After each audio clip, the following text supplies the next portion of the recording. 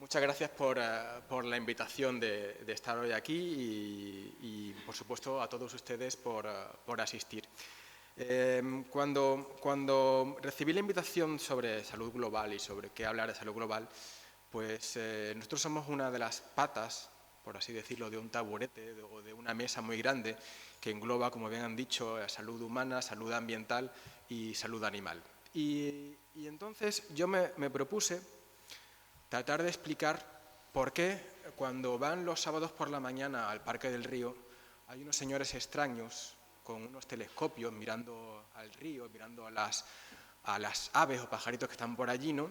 Esos señores los ornitólogos, y la pregunta es ¿por qué? ¿Por qué miran a las aves? ¿O por qué miramos a las aves? ¿Las miramos porque son bonitas, porque tienen un color llamativo, por sus cantos, por su display que hacen a la hora del cortejo del macho a la hembra? ¿O las miramos realmente porque nos proporcionan alguna información sobre el ambiente, sobre los peligros que acechan a los lugares donde vivimos? Esa información ya se hacía antes. Ese mirar a las aves y tomarlas como especie centinela o la fauna silvestre como especie centinela no es algo tan novedoso. De hecho, en el siglo XIX y principios del siglo XX, los trabajadores del carbón solían bajar a la mina con un canario en una jaula.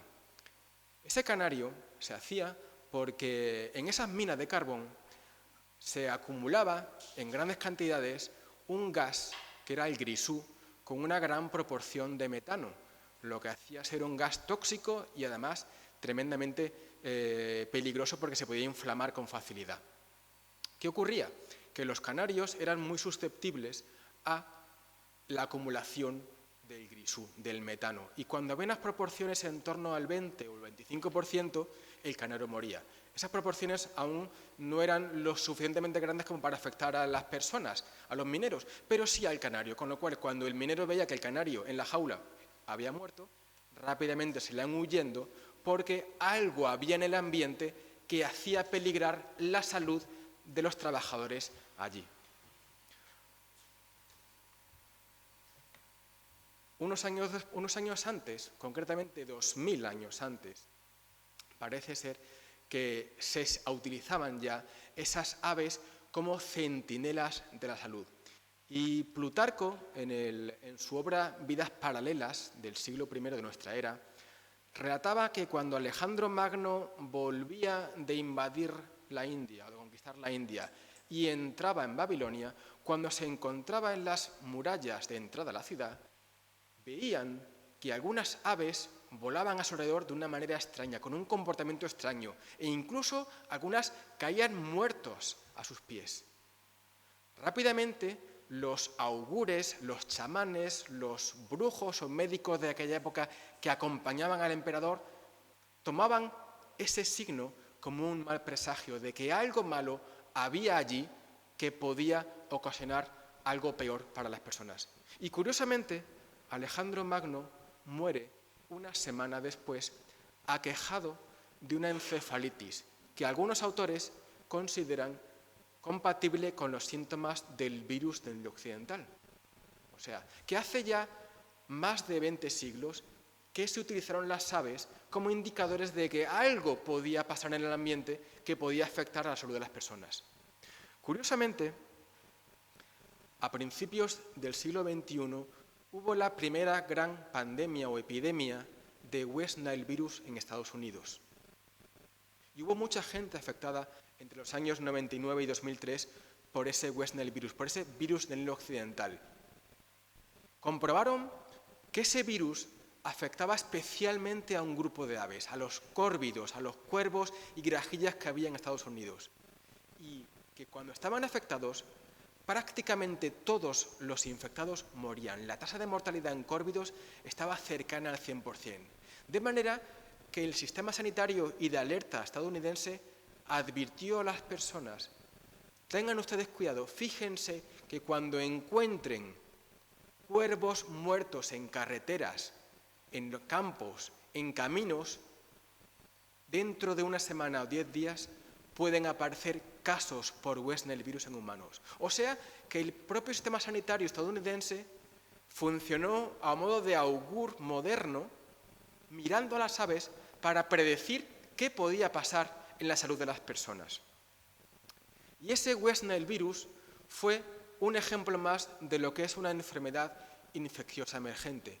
Una enfermedad que es provocada por un patógeno nuevo o por un patógeno que ya conocíamos, pero que ha cambiado de lugar de dispersión, de lugar de infección.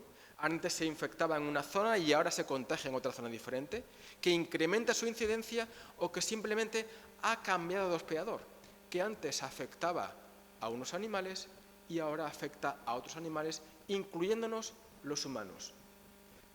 Son bastante frecuentes o se descubren con bastante frecuencia. De hecho, en los últimos 30 años se estima que aparece una enfermedad infecciosa emergente o reemergente cada 30 años. Y es un fenómeno antiguo o repetido que se da o que reemerge en un tiempo y lugar determinado. Pero no es algo tan novedoso como pensamos. De hecho, la historia de la humanidad está plagada de pandemias y epidemias causadas por enfermedades emergentes.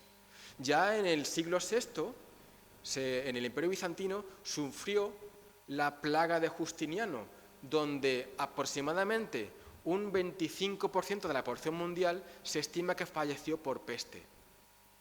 Posteriormente, durante la Edad Media, esa peste negra, esa muerte negra, causó la muerte en Eurasia y en el norte de África de casi el 50% de la población que vivía en aquellos lugares, entre el 1346 y 1353.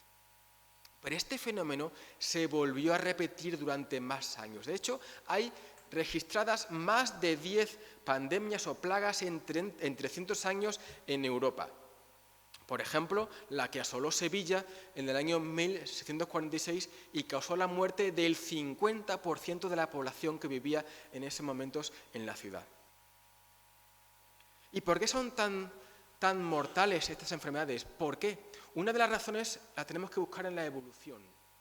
No hay una coevolución entre el sistema inmunológico, sistema defensivo del animal o de la persona que es infectada con el patógeno. No estamos preparados para luchar frente a esa enfermedad.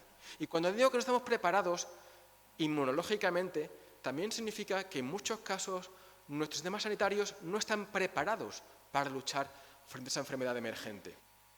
Y hay múltiples factores que se han comprobado que pueden tener incidencia en la aparición y dispersión de estas enfermedades, como puede ser la deforestación y el cambio de uso del suelo, como puede ser la urbanización, o como puede ser el cambio climático. Y ejemplos de todo eso tenemos muy recientes. Tenemos el ébola, tenemos el Zika, el chikungunya, la tuberculosis o el aumento de tuberculosis, el aumento de incidencia de malaria y, como no, la pandemia de COVID-19. Y si estas enfermedades afectan al ganado, afectan a las personas y afectan a la fauna silvestre, Peter Daszak en el año 2000 publicó un artículo en Science donde decía que estas enfermedades, enfocar y luchar frente a estas enfermedades exige un enfoque multidisciplinar. Exige que médicos, que veterinarios y que biólogos trabajemos conjuntamente, solapando esos círculos que mostramos ahí en el concepto de salud única o de One Health. Les decía que el urbanismo es una de las principales causas. De hecho, se estima que en el año 2050 casi el 70% de la población humana vive en grandes ciudades. ¿Qué significa eso? Pues significa que somos más y que vivimos más juntos. Simplemente eso. Somos más en el mundo y vivimos más juntos. Y eso, para una enfermedad que se puede transmitir entre personas, entre grupos de animales o de personas, es un caramelo. Porque al vivir más juntos y al vivir muchas más personas, se pueden transmitir con mucha mayor facilidad.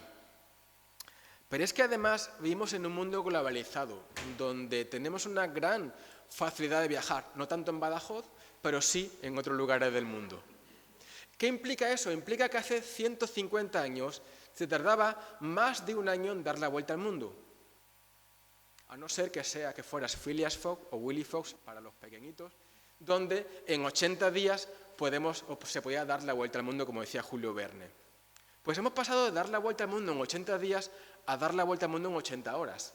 En poco más de 3 días, o incluso menos, podemos ponernos en otra parte del mundo. Y como ejemplo quiero ilustrarles lo siguiente. Este es un ejemplo personal, un ejemplo de mi familia. Mi abuelo, mi padre, yo mismo y mi hijo nos llamamos igual, Alfonso Marzal. Somos bastante aburridos o poco innovadores en ese sentido. Y entonces les quiero mostrar en esta diapositiva cómo ha cambiado nuestra vida cotidiana en poco más de 70 años. El primer Alfonso Marzal fue mi abuelo, que era médico aquí en Badajoz, él era dermatólogo.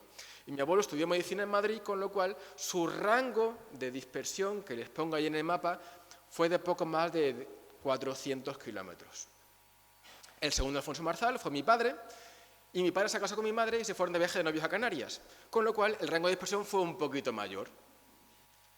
El tercer Alfonso Marzal soy yo, y por cuestiones de trabajo pues me he movido ya en un rango de distribución, como decimos en biología, mucho mayor. Y el cuarto Alfonso Marzal es mi hijo pequeño, que aunque su modo de locomoción, como pueden ver, es aún un poco limitado, pero al ritmo al que vamos, quién sabe si ese rango se va a circunscribir a solamente nuestro planeta o, ¿por qué no pensar que se van a poder mover entre distintos planetas dentro de un futuro no tan lejano, ¿no? Que aunque parezca ciencia ficción, no estamos tan lejos de eso. Entonces la pregunta es, ¿realmente es importante estudiar los patógenos que afectan a los animales silvestres desde un punto de vista de salud global? Si tenemos en cuenta que el origen de las pandemias está principalmente en los patógenos que tienen estos animales de fauna silvestre, aunque la aparición de esta pandemia se deba a factores humanos, si tenemos en cuenta que hay casi 2 millones de virus estimados como no descubiertos hasta la fecha, de los cuales casi 1 millón parece ser que pueden tener potencial zoonótico, y que se pronostica que las pandemias van a ser más frecuentes, con mayor impacto y más difíciles de prever y controlar en un futuro muy cercano, podemos estudiar la fauna silvestre desde una doble vertiente. ¿Y realmente después de lo que hemos tenido hasta hace poco tiempo hemos aprendido algo? Después de casi 30 millones de muertes, hemos aprendido que tenemos que estar preparados para lo que es inminente. Leyendo esa entrevista en el País Digital, bueno, en el Planeta Vivo, en el Planeta Futuro del País, que después de 29 millones de muertos el mundo parece no haber aprendido nada, que seguimos aún igual, donde 17 de los 34 o 38 países de la OCDE, del considerado grupo de los países o el club de los países ricos, el esfuerzo presupuestario en salud ha descendido hace 2 años, 2 años después, cuando estamos todavía con los últimos coletazos de pandemia, a niveles iguales o inferiores a 2019, antes de la pandemia. ¿Realmente hemos aprendido que sin estos estertores de una pandemia la comunidad internacional no está preparada o no es capaz de entender por qué necesitamos un buen sistema de vigilancia epidemiológica? ¿Qué podemos esperar de lo que se nos viene encima? A mí me preocupó esto y pensé, digo, bueno, quizás somos un poco alarmistas, ¿no? Pero luego te pones a pensar que cada 31 de diciembre tenemos que volver a explicar la diferencia entre los cuartos y las campanadas, y a pesar de eso hay gente que sigue equivocando, pues dice, bueno, pues igual necesitamos que me vuelvan a recordar otra vez que esto es necesario, que esto es imprescindible. Y por tanto podemos estudiar o planteamos estudiar la fauna silvestre, los patógenos de fauna silvestre, con una doble vertiente. Una vertiente de indicadores, de especies centinelas, de indicadores de la salud de donde vivimos nosotros y hábitat que compartimos con estos animales.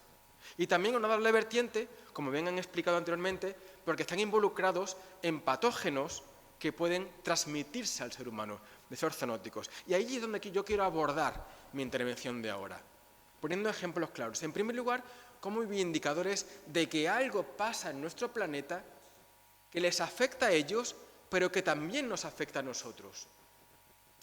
Miren, en los últimos 30 años se ha perdido más de 178 millones de hectáreas de bosque, lo que supone aproximadamente 3 veces la superficie de la península ibérica. De hecho, aquellos que fuimos al partido ayer de España y estuvimos disfrutando de la selección española aquí, sabemos que cada 90 minutos, lo que dura un partido de fútbol, se deforesta una zona del Amazonas peruano equivalente a 43 campos de fútbol.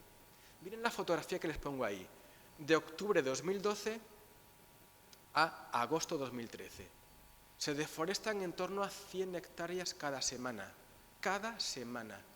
principalmente para el cultivo de palma aceitera, para minería ilegal y para plantaciones de cocaína. ¿Eso afecta a las enfermedades que nos pueden transmitir? ¿Afecta a las enfermedades que están afectando, infectando a la fauna y por tanto a nosotros? Miren, desde el año 2012 llevamos trabajando el grupo de investigación de zoología de la Universidad de Extremadura en conjunto con la Amazonía peruana, con la Universidad Nacional de la Amazonía Peruana y la Universidad Alas Peruanas, aunque ya desapareció esa universidad hace poco tiempo, trabajando para ver cómo la deforestación del bosque amazónico influye en las enfermedades que transmiten los vectores, afectando o vigilando principalmente la fauna. Y comprobamos en 2 zonas de la Amazonía, en una zona del norte, en Loreto, y una zona del sur, en Mare de Dios, que en las zonas deforestadas la incidencia de malaria era 3 veces más que en la zona del bosque intacto que se encontraba limítrofe a esa zona deforestada. No había que irse a cientos de kilómetros, estaba a 1 kilómetro de distancia. Y en 1 kilómetro la malaria 3 veces más cuando se deforestaba que cuando no se deforestaba. ¿Por qué ocurría eso? ¿Puede ser que afecte al sistema inmunológico del ave o puede ser otros factores? Nosotros pensábamos que estaban relacionados con los mosquitos, con los vectores que transmitían esa enfermedad. ¿Y qué hicimos? Pues ir a capturar esos mosquitos.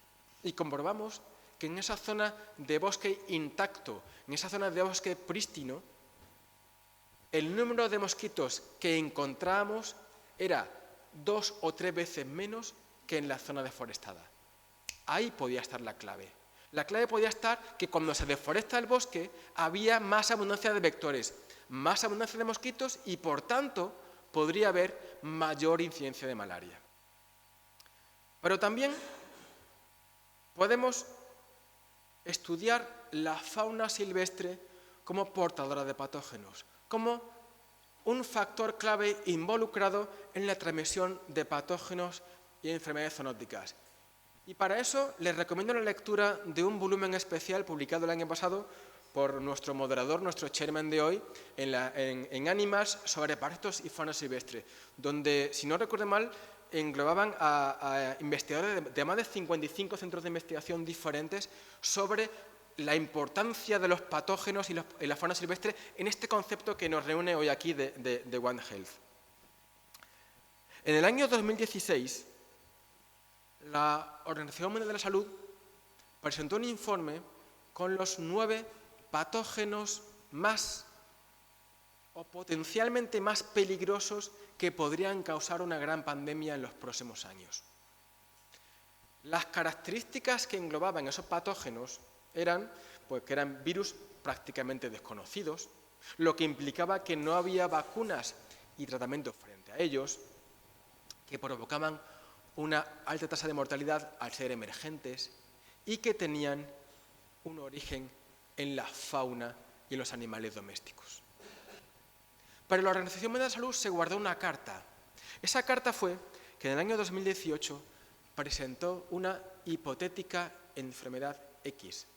Unió a ese grupo de esas 9 enfermedades, unió 2. Unió al Zika porque empezaba a presentar unos problemas asociados a la gestación y malformaciones en el feto durante la gestación, y añadió esta enfermedad misteriosa, no real en ese momento, y digo en ese momento, y recalco en ese momento, porque si miramos las características que definió a esa hipotética enfermedad X, rápidamente la podemos unir con una enfermedad que nos ha afectado hasta hace, o nos sigue afectando ahora mismo.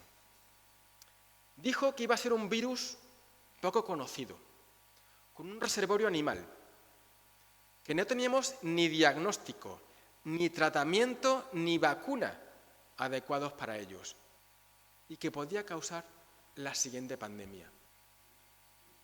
A principios de 2020, antes de que estallara la pandemia, en la revista The Lancet Infectious Diseases, añadió un poco más de información sobre esta hipotética enfermedad X y dijo que posiblemente fuese una causada por un virus cuyo material genético fuera RNA y quizás emparentada con el virus de la gripe aviar subtipo H5N1 o con aquel coronavirus que provocó el síndrome respiratorio agudo severo en el año 2003 y que se paralizó en aquel momento.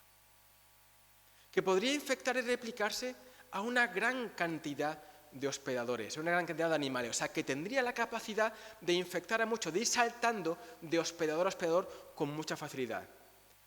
¿Por qué? Porque posiblemente tuviese una gran capacidad de mutación, como tienen los virus de RNA, que les permiten evadir los sistemas inmunológicos de los animales a los que infectan. Y también planteo unas directrices, unas guías de qué hacer cuando se presentase esta hipotética enfermedad. O sea, que no podemos decir que no estamos prevenidos para lo que se nos venía encima.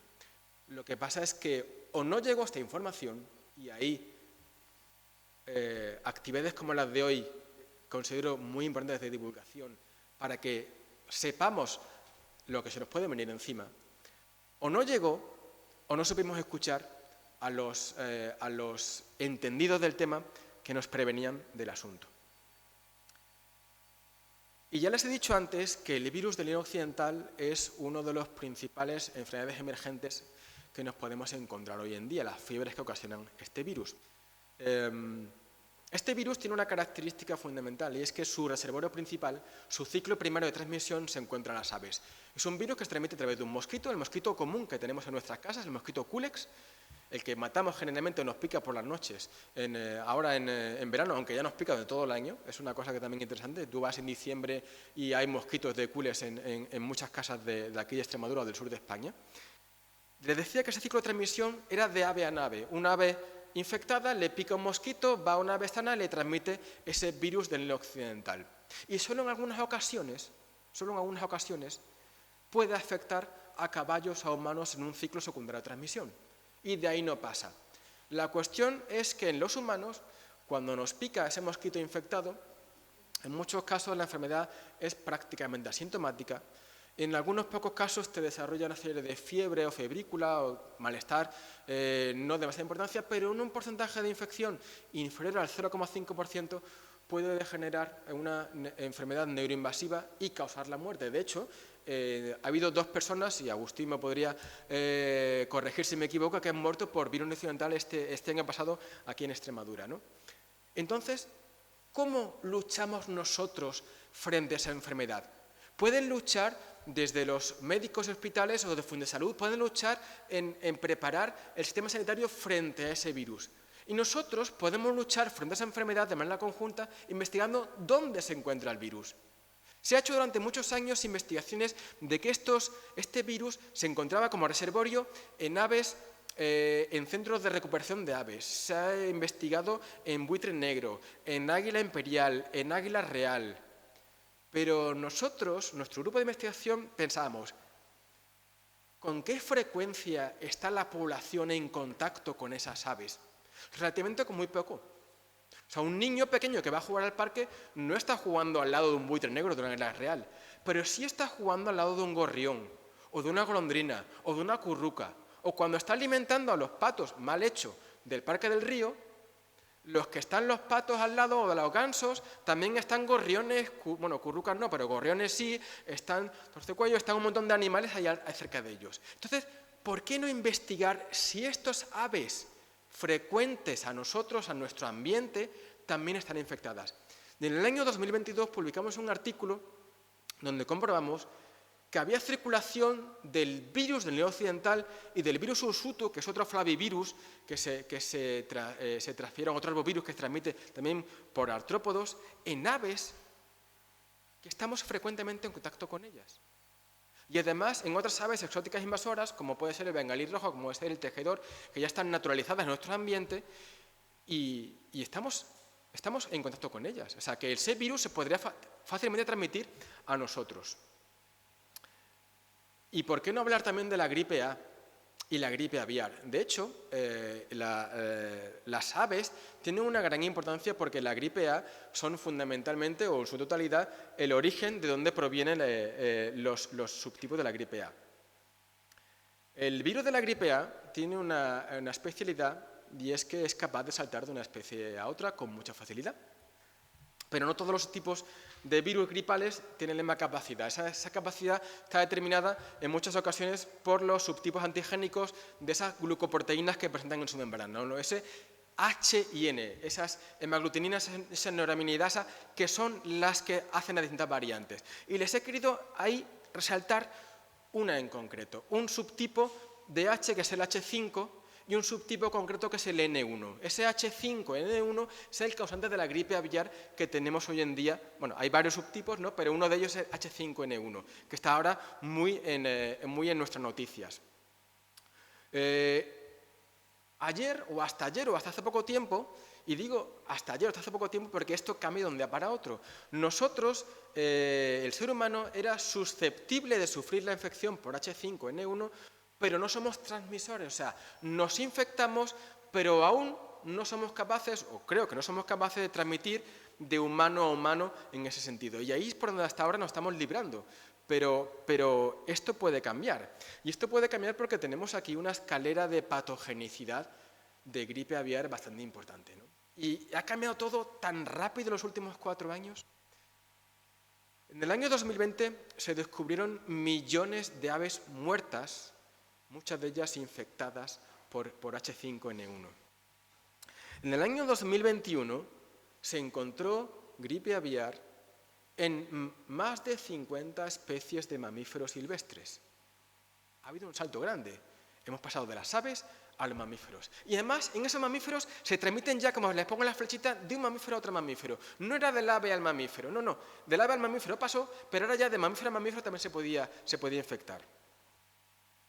En el año 2023 encontramos mascotas en nuestras casas infectadas en el año 2022 encontramos las granjas peleteras, una gran cantidad de animales de granjas peleteras infectados. Eran tremendamente susceptibles a estar infectados por gripe aviar. Y además, de nuevo, hay una flechita roja de transmisión entre bisón y bisón, entre armiño y armiño en esas granjas peleteras. Se transmite ya la gripe aviar entre mamíferos. En el año 2023 lo encontramos en nuestras mascotas. Este año lo hemos demostrado, o se ha visto, en el ganado doméstico, en las vacas. ¿Para cuándo el siguiente peldaño? Lo he querido pintar, ese peldaño un poco más grande. ¿Cuándo va a pasar? ¿Cuándo va a pasar esto? El problema que tenemos hoy en día es que ayer, aunque no lo he podido grabar aquí, es que ayer salió una noticia en Nature donde se ha comprobado una gran carga vírica en leche de vacas que estaban infectadas por la granja doméstica, por el gripe aviar. Ayer se ha visto ya. Eso es un riesgo muy importante. En nuestra propia cadena de alimentación tenemos presente leche cruda, ¿verdad? Que hay que habrá que pasteurizar, habrá que cocer la leche como se hacía antiguamente, pero en leche cruda se ha descubierto una gran cantidad de carga vírica de H5N1. Es un peligro ya. Ese peldaño que presentamos ahí tan alto, quizás empieza a decrecer. Y hay que estar preparado para eso. No queremos ser alarmistas, pero sí queremos estar precavidos ante eso. Hace unas semanas se ha organizado en el Colegio Veterinario de Badajoz unas jornadas sobre influenza aviar, sobre gripe aviar. Una de las ponentes, Elisa Pérez Ramírez, concluyó que la enorme incidencia en aves y mamíferos a nivel global aumenta considerablemente el riesgo de saltos y contagios a humanos. Y, por tanto, debemos extremar la vigilancia sanitaria en un montón de puntos, entre ellos la vigilancia sanitaria en aves silvestres que tenemos en nuestro ambiente. Y aunque esto parezca un poco de ciencia ficción, aquí quiero retomar lo que dijo Martin Baer en una entrevista que le hicieron hace poco sobre gripe aviar. Y es que le preguntaron que qué le parecía a ese escenario, que si éramos muy tremendistas o que realmente era realístico lo que estábamos hablando. Y él dijo que si alguien le hubiera pintado hace unos meses este escenario en el que estamos ahora mismo inmersos y vivimos, él hubiera dicho, pero ¿esta gente dónde se inventa estas cosas? O sea, que esto que parece ciencia ficción que hablamos antes, quizás no sea tanto de ciencia ficción. Me gustaría acabar con dos cosas. En primer lugar, recomendándoles 3 libros de lectura. Uno de ellos es el de salud global, el tema que hoy nos incumbe a todos aquí, que una de las autoras es Elisa Pérez Ramírez, un libro que salió el año pasado y que está muy, muy bien. Hace un repaso sobre las distintas enfermedades y el concepto de salud global y cómo afrontar ese concepto de una manera multidisciplinar.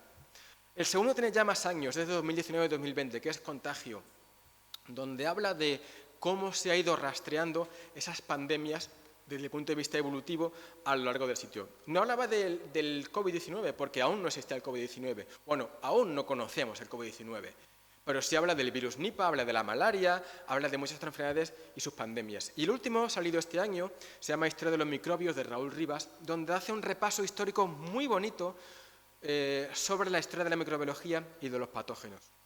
Así, si yo quisiera que se llevasen a casa una serie de conceptos claros hoy, el primero sería el siguiente.